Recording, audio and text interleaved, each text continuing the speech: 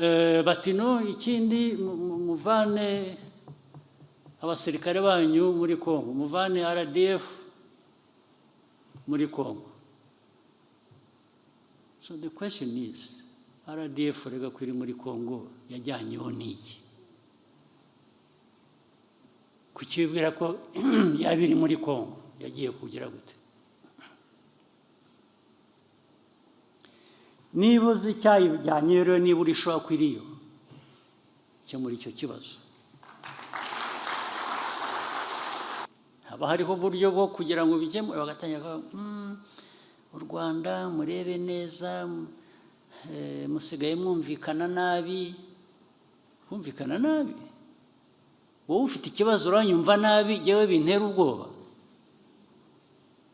Wapi kabisa.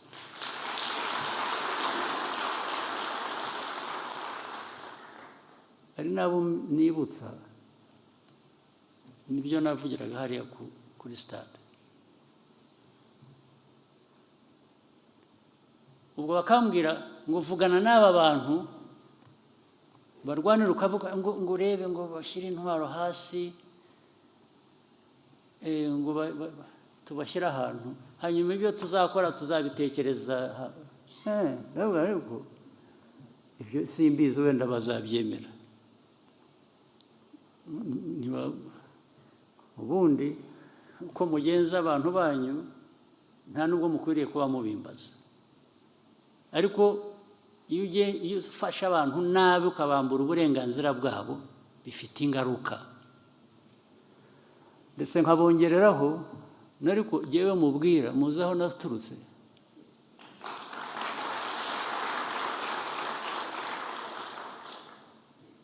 Ndahangaha n'abandi twaharaniye uburenganzira bwacu n'igihugu cyacu, nta muntu n'umwe ku isi wigeze abiduha nka gift.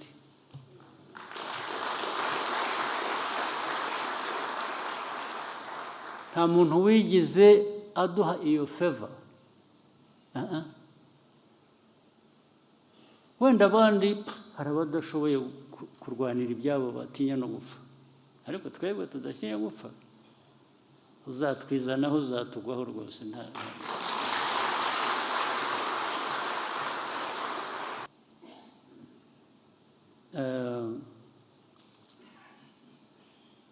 Reka batware ku kindi kintu kimwe musanzwe mwumva, n'iki n'ejo bundi nakivuzeho muri disikuru natanze kuri inauguration, hanyuma nindangiza nsoze tube dutahanye ibyo ngibyo, ibindi bizaza hanyuma. Ku akarere turimo,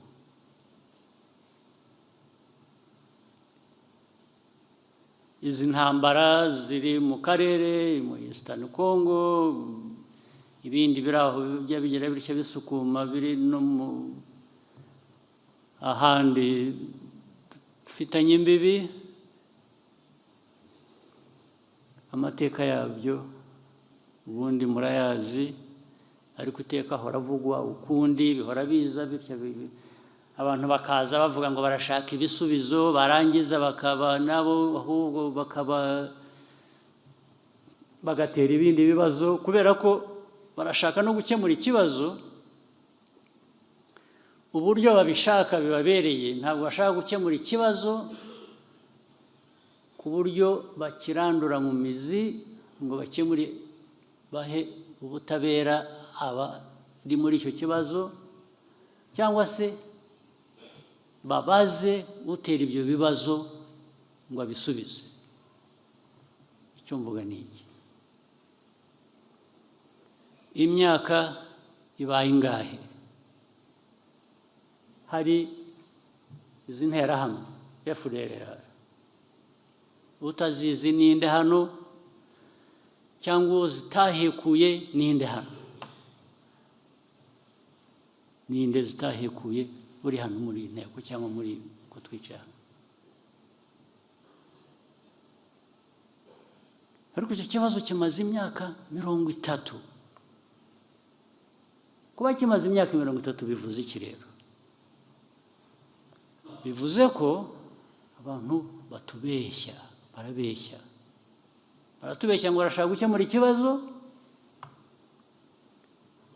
ariko inyuma yaho bashaka kugira ngo ahubwo gihore kiriho,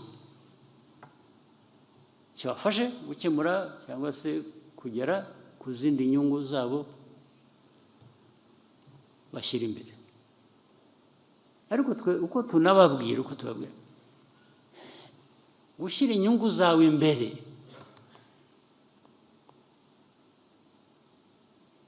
twe ntabwo bitureba, nta nubwo twarwanya inyungu zawe, ntabwo turwanya inyungu zawe,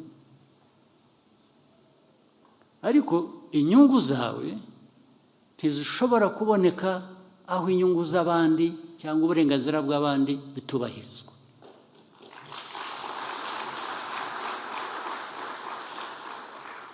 Nta naho bigonganira,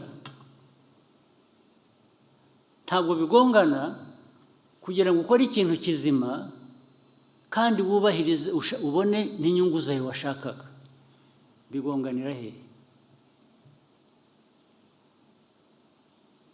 Icyo ni kimwe, icyo turakivuze ikintu cy'interahamwe, barangiza bagahimba interahamwe zari zaratashye, hanyuma u Rwanda ruzigarura muri Eastern Congo kugira ngo bakore exploitation, babone uko batwara ubukungu bwa Congo.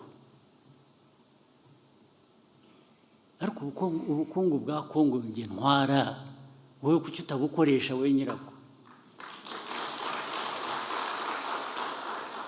Ko mbona abantu bawe bakennye nk'abanjye hano cyangwa bari no hanyuma, kuki utabikora kwanza? Ariko cyo kubeshya ngo interahamwe zaratashye, kuko erega nyinshi zaratashye, kuko ziri na hano, bazaze ahubwo tuzibereke izatashye nyinshi imyaka miremire. Kandi na UN arabizi, bamwe nibo babacyuraga, babazana n'abahoze mu ngabo za kera zafashije abajenosideri bakamara abantu. Icyaka bagera bikanahimba ko ngo ariko urabizi mu Rwanda nta nubwo tuzi abapfuye n'abishe, ntabwo baza. Hari usanga imvugo ari ukuvuga ngo mwitonde ibintu bya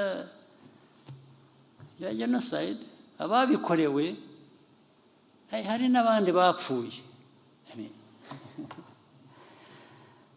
Rwose hari ubwo ariko iyo bikorwa n'abantu bafite imbaraga urabihorera ugakora ibyo ushoboye. Icyo ni ikindi. Ikindi kikaba ngo ni bakeya, abicanyi bake bababaye cyangwa bibavanaho icyaha gute? Abicanyi bake, ariko ababivuga ubwabo muzi ibintu by'iterabwoba,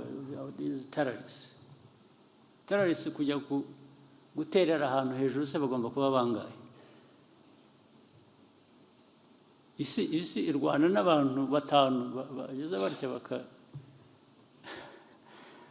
batanu bakoze igikorwa cy'iterabwoba. Ibyo kuri bo nibyo biremereye kurusha abantu bishe abantu miliyoni y'abantu hano, bari aho bari hariya bafite intwaro, bahabwa intwaro na training n'ibindi byose na leta ya Congo. Kuri ibyo dukwiriye kubigendamo buhoro, tugaceceka. Hejuru y'ibyo dufite abantu bari persecuted bava muri Congo, mu Eastern Congo, hano mu Rwanda 130,000, 130,000. n'abandi barazaga buri cyumweru barambuka bakaza. Ikibazo cya mbere cyari ukubanza kubaza ngo ariko aba bantu ni bantu ki? Ni Abanyarwanda bari baragiye muri Kongo, Kongo ikabarambirwa ikabirukana, bakwiye bataha iwabo. Ni Abanyekongo ariko badashakwa muri Kongo kubera politike mbi. Muri ibyo byose bigomba gukemuka ni iki? Ariko ikibazo cyakemutse ni uko aba bantu ari Abanyekongo. Ntawuza dushyiraho igitugu ngo tuvuge ngo Kongo ntibashaka kubera ko ufitanye amasano n'Abanyarwanda n'Abatutsi, nibasange bene wabo hakurya mu Rwanda batuvira. Ufite uburenganzira ki bwo gukora ibi ngibi? Uwo ari we wese, n'ibihugu bikomeye nabyo zibihagarariwe hano, kubabaza bafite uburenganzira ki bwo gukora ibintu bimeze gutyo? Bafite uburenganzira ki bwo kuvuga ngo aba bantu nibagume hano, ikindi kiriho rero ni iki? Bari hano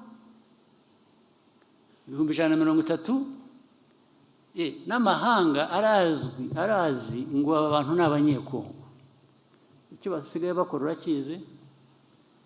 Baraza bagatwara abantu 10 mu 130,000, bakabatwara iwabo kujya kubatuza. Ubwo ugiye kubara bizamara imyaka ingahe utwara 10 mu 130,000? 10 nabwo ni benshi, batwara 2, 5 ejo, 10 nibo benshi, ntabwo barabirenze 10. Ikibazo uracyemera, urakibona ko ari abantu bakwiriye kuba batuzwa, ubundi bakwiye gutuzwa iwabo, ntabwo ari ugutuzwa ahandi.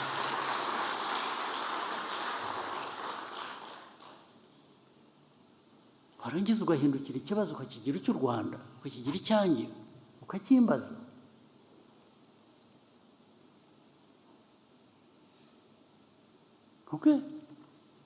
Uyobora igihugu, abayobozi ba Kongo bakavuga ku mugaragaro ko ntibazigera na rimwe bavugana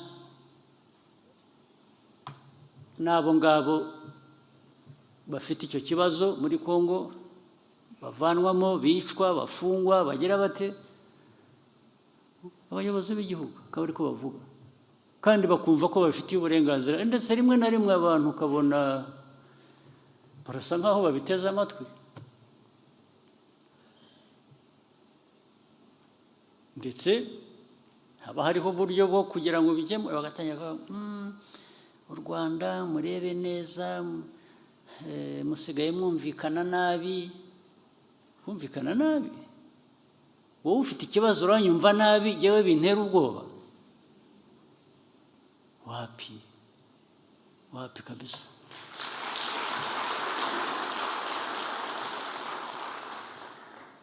Hari nabo nibutsa, nibyo navugiraga hariya kuri stade. Ubwo bakambwira ngo vugana n'aba bantu barwanira, ukavuga ngo urebe ngo bashyire intwaro hasi,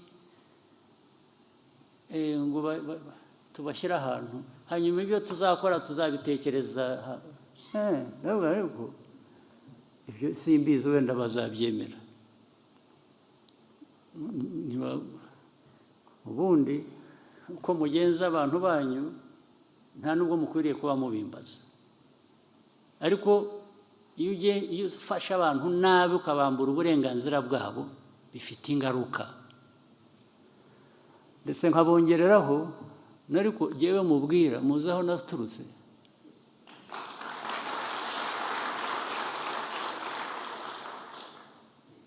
Ndahangaha n'abandi twaharaniye uburenganzira bwacu n'igihugu cyacu, nta muntu n'umwe ku isi wigeze abiduha nka gift.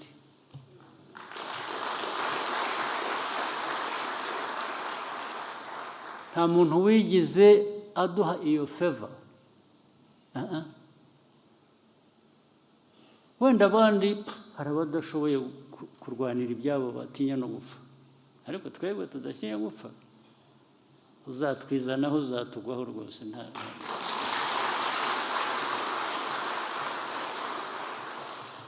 Biriya mwabonaga buri munsi ko bazatera u Rwanda kuko u Rwanda ni ruto, small country, ntabwo ari ibyo birazwi, ntawe twabijyaho impaka n'ibyo. Small country, but our rights are as huge as of these big countries. It comes to our rights.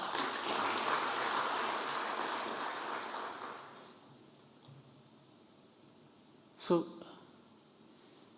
ari nubwo rero mbabaza ariko ibibazo aho bihereye tubiganira tubivuga, murasaba iki u Rwanda rugire rute? What do you want us to do to solve this problem? What do you want as a contribution? Mubwire M23 igira itya. Why do you want me to get involved at all with M23? If you admit these are Congolese, why doesn't Congo solve this problem of M23? If they have chosen to use military means against them to solve the problem, that is their problem. It's not my problem. But my problem is this one of FDLR that the government has armed, that the government uses in the fight against the so-called M23, but these are Congolese. And even these other friends they bring who support them in one way or another, the talk is about working with the Congolese army, the FDLR, and defeat M23 and take the war to Rwanda. Well, I can't stop them thinking the way they think, but my job is to make sure it doesn't materialize at all.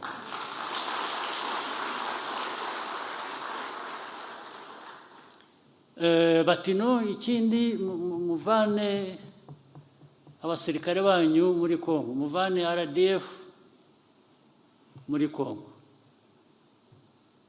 So the question is, RDF rega kwiri muri Congo yajyanyeho n'iki? Kucyibwira ko yabiri muri Congo yagiye kugira gute? Niba uzi icyayijyanye rero, niba urishobora kwiriyo muri icyo kibazo,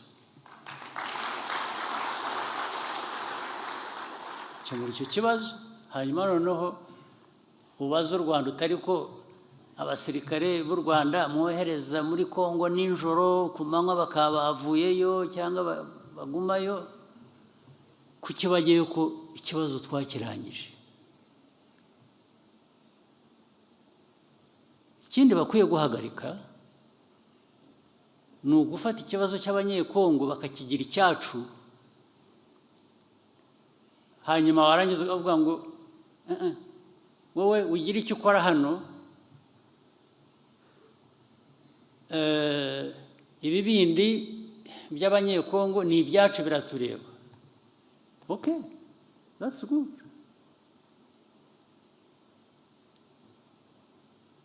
If you admit that these are Congolese, then don't use their existence in Eastern Congo against me by saying I'm supporting them.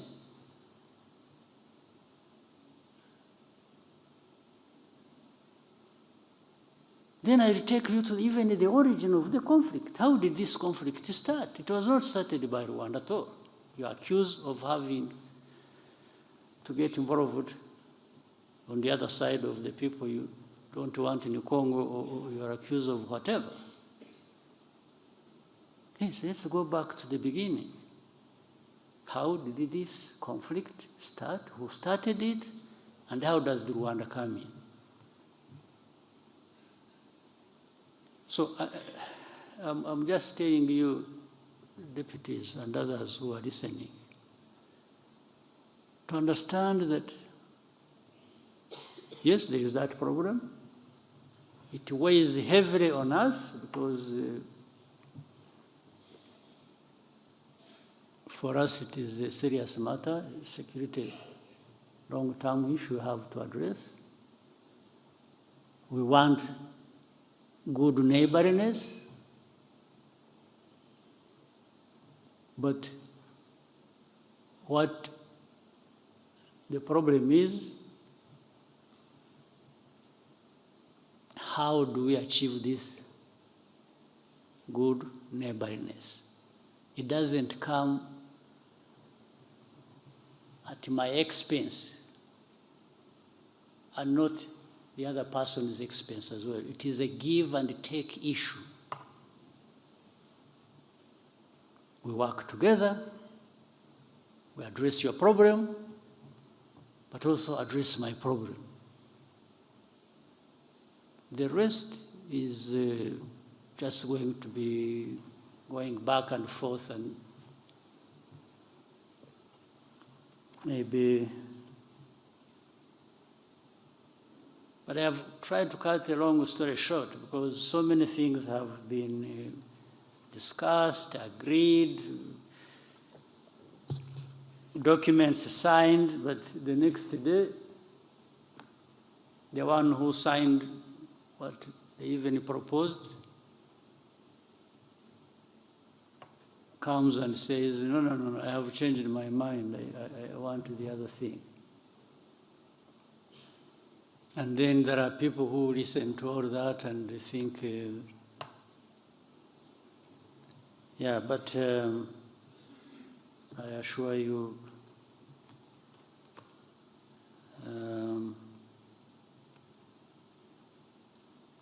muzareke gusa gutuma abantu bamwe banyura muri ka kajagari nahereyeho, hari ubwo bananirwa kugeza aho bagushakaga mu buryo bundi nk'ubwo navugaga bugaragara, bakanyura mu bindi bijijisha bigenda bikabajya mu mitwe bikabagira kakurangaza. Ubu hari abazashinga amakanisa bigisha abantu ko buriya dufite intambara ya Kongo inadutera ibibazo kubera ko tutemera Imana, hanyuma usangirega abantu babigiyemo kugira ngo kabisa, ariko bene ibi biba muri Afurika gusa, byaba no mu Rwanda, ahandi ntabwo byahaba. Rero reka ndangize nanone, congratulations to you, the deputies.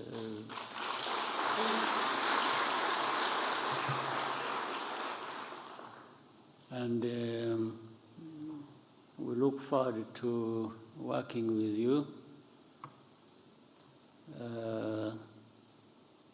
Gukomeza gukorera igihugu cyacu n'igihe n'izindi nzego zaba zagiyeho amakosa, amafuti twabayemo mu bihe byashize, tugende aho tujya imbere tuyagabanya, tuyakosora, dukora ibindi bishya bitugeza kure uko twifuza. Nafashe uyu mwanya ubundi binyuze amagambo make, ariko uyu munsi numvaga ari ngombwa ko ngira ikiganiro namwe kirambuye. Mwakoze cyane.